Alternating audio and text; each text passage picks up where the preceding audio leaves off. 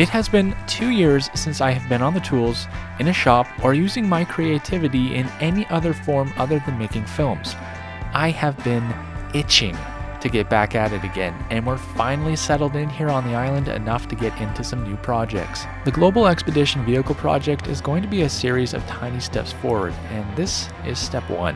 So buckle up and let's build. Well, hey there folks, it's Alex here from the Alex Build Stuff Show. It's the show where I build stuff and I show you. So if you guys are any of the legends that have been around for a long time watching my stuff, you'll know the Alex Build Stuff Show. It kind of came about in another lifetime for me where I literally did nothing but build and work to entertain myself while building things like a 1990 Leyland DAF expedition truck or my Thomas Toyota pickup. Yeah, I just started recording stuff that I was building and I called it the Alex Build Stuff Show, and I'm thinking I'm gonna bring it back. You guys can let me know what you think about it in the comments if you like, but yeah, we're gonna get into the Alex Build Stuff Show once again. All right, so enough talking about that. Today is the very first day, day number 1 of building on Jerry. And ironically, we're not actually gonna do a project on Jerry quite yet. We are gonna do something that's very important. But before I do any of that, I have to introduce you guys to the sponsor of this video. And like we said in one of our previous videos, we do not bring on sponsors that make no sense for us or our viewers. And so today's sponsor is very useful. So I'll go get it for you.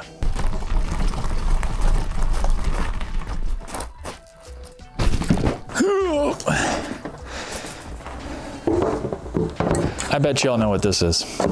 Today's video sponsor is Arccaptain. Now, oddly enough, considering all the things that I have built in my lifetime, I have never had my own welder, yet it is by far one of the most important tools that you can have in your workshop. This right here is the Arccaptain MiG 205, which is a combination machine. It pretty much does it all, and from what I've seen, it does everything really well. So it's a MIG welder primarily, but it can also do TIG welding, plasma cutting, and it can do arc cleaning. I gotta say, that's a lot in one machine, and it's like quite nicely sized. And I'm gonna show you just how dang good this machine is. Let's get into some of the little details, and then we'll get cutting and welding because this thing needs a cart. All right, so the MiG 205 kit actually comes with an astonishing amount of stuff. So we've got our cutting torch here, cleaning torch, a TIG torch. All of this plus your accessories and some of your replacements come in the same box. So I've got to say that as far as an entry level to intermediate machine goes, it's a pretty darn good looking unit. It's got this really nice digital display here that obviously you can put in all of your settings. One little feature that I kind of like, and I noticed this yesterday, it's got a USB-C charge port right here so you can charge your phone while you weld, which if you're a shop guy, you know that your phone's always dying. So I think that's kind of a fun little. So today we are loading up the welder with Arccaptain 035 wire. You can buy this stuff on Amazon. Panel locked. Oh yeah, the machine talks to you, by the way. There she blows. All right, now that the welder is all hooked up, let's get some measurements and start cutting.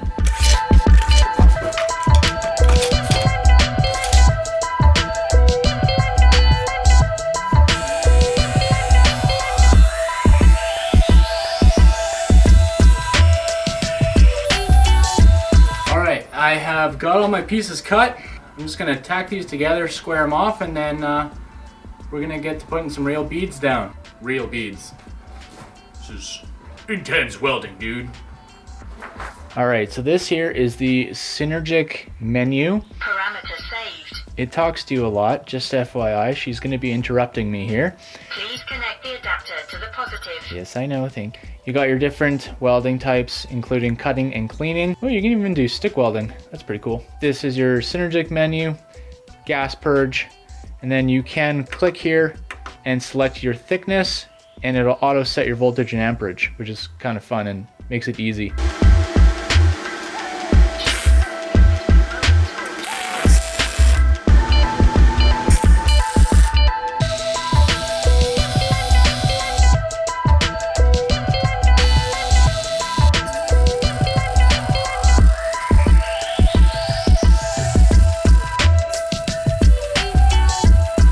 Well, there are no works of art. It has been pretty well 2 years since I did any kind of welding, but they're not too bad.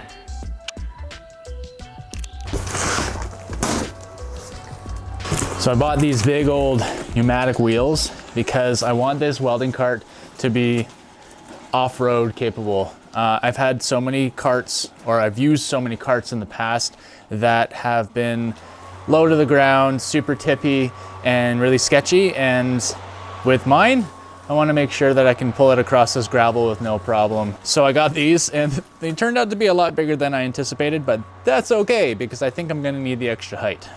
All right, so we bought a piece of 3/16. Good, I'm glad I got the right width. This build is serving quite well as a get me back into it project. It's a great way to show off that you don't need much to get into building stuff. When we moved back home, we did so with only what we could carry in our suitcases. I gave away a lot of tools with our van. My dad's shop is set up really well for woodworking, but it doesn't have much in the way of metalworking tools. So I've got a welder, a grinder, a work surface, and a bit of creativity. I'm more of a hobbyist fabricator, so my stuff is never perfect, but it's always strong and it always serves a purpose. Well, it's not the cleanest build that I've ever done, but after 2 years, I think I'm getting back into it a little bit. That ain't bad. I think I'm getting my head around the settings too.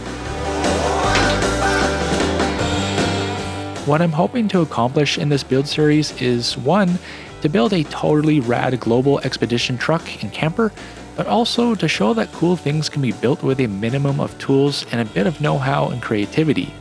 I love creating stuff, and it brings me a lot of joy to use the things that I've created. And I know that someone out there can benefit from the knowledge that that joy of creation is out there for them to partake in as well.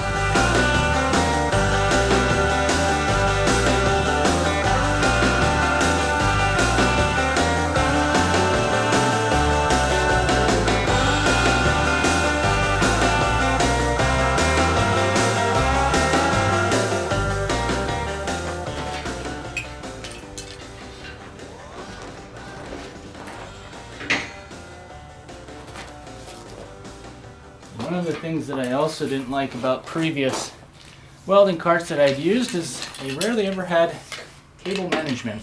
So now, a little place where I can wrap up my cables like so. And there's a supply of welding and cutting discs here. Nice! Like it! Well, that pretty much is it for this little welding project. I think my little off-road welding cart turned out pretty good. I'm pretty happy with it. Still got a few little things. I'm probably going to add some stuff later on, just maybe a helmet carrier and some more stuff to hang things. I have to say, fantastic machine to use.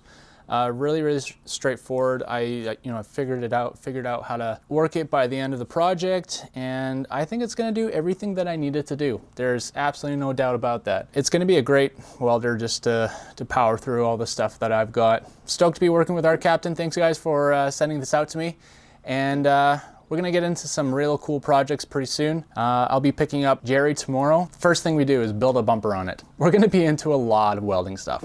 All right, I'll get some paint on this and then I'll show you guys the final product. Let's go.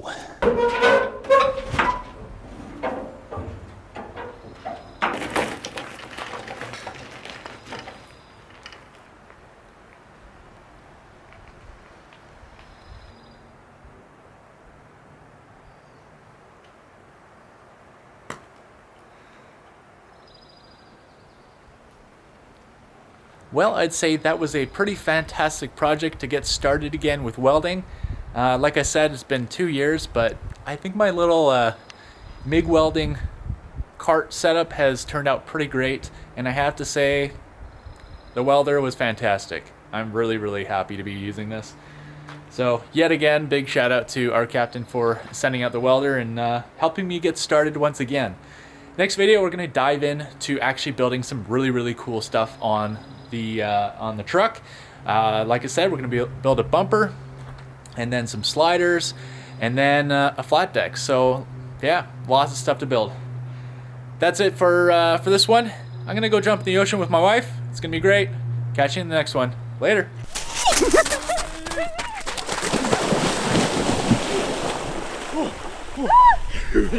I lost the shoe.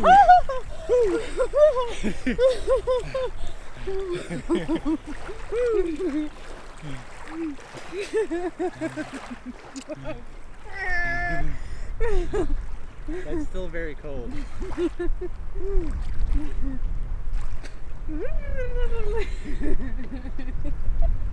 Ocean dips.